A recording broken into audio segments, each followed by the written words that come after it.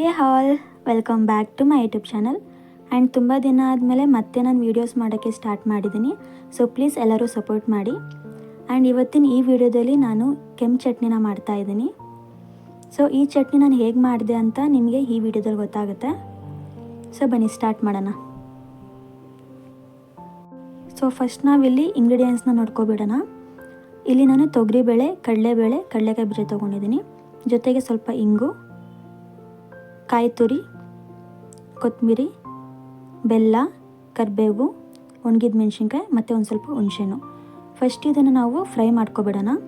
Fry ಮಾಡ್ಕೊಳ್ಳೋಕ್ಕೆ ಬಾಣಲಿಗೆ ಸ್ವಲ್ಪ ಎಣ್ಣೆನ ಹಾಕ್ಕೊಂಡು ಅದಕ್ಕೆ ಕಡಲೆಬೇಳೆ, ಕಡಲೆಕಾಯಿ ಬೀಜ ಮತ್ತು ತೊಗರಿಬೇಳೆನ ಹಾಕ್ಕೊಂಡು ನೀಟಾಗಿ ಫ್ರೈ ಮಾಡ್ಕೊತಾ ಇದ್ದೀನಿ.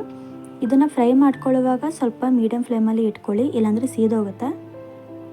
ಸೊ ಇದು ಇವಾಗ ಆಗಿದೆ. ಇವಾಗ ನಾನು ಇದಕ್ಕೆ ಕೊತ್ತಂಬರಿ ಮತ್ತು ಕರಿಬೇವನ್ನ ಹಾಕ್ಕೊಂಡು ಒಂದು ನಿಮಿಷ ಹಾಗೆ ನೀಟಾಗಿ ಫ್ರೈ ಮಾಡ್ತಾಯಿದ್ದೀನಿ. ಅದಾದಮೇಲೆ ಇದಕ್ಕೆ ಒಣಗಿದ ಮೆಣಸಿನ್ಕಾಯಿನ ಹಾಕ್ಕೊತಾ ಇದ್ದೀನಿ. ಜೊತೆಗೆ ಬೆಲ್ಲ ಮತ್ತು ಹುಣಸೆಹಣ್ಣು ಇದಿಷ್ಟು ಹಾಕ್ಕೊಂಡು ಒಂದು ನಿಮಿಷ ನೀಟಾಗಿ ಫ್ರೈ ಮಾಡ್ಕೊಳ್ಳಿ. ಅದಾದಮೇಲೆ ಇಲ್ಲಿ ನಾನು ಕಾಯಿ ತುರಿನ ಹಾಕ್ಕೊತಾ ಇದ್ದೀನಿ.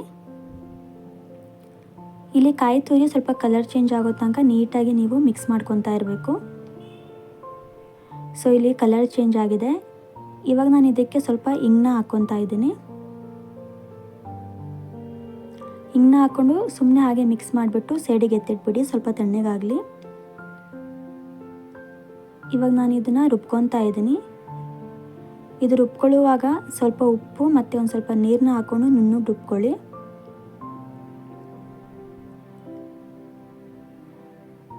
ಸೊ ನಾನು ರುಬ್ಕೊಂಡು ಇಟ್ಕೊಂಡಿದ್ದೀನಿ. ಒಗ್ಗರಣೆಗೆ ಎಣ್ಣೆ ಮತ್ತು ಸಾಸಿವೆನ ಹಾಕ್ಕೊತಾ ಇದ್ದೀನಿ. ಆಮೇಲೆ ಸ್ವಲ್ಪ ಇಂಗು, ಜೊತೆಗೆ ಸ್ವಲ್ಪ ಕರಿಬೇವನ್ನ ಹಾಕ್ಕೊಂಡಿದ್ದೀನಿ.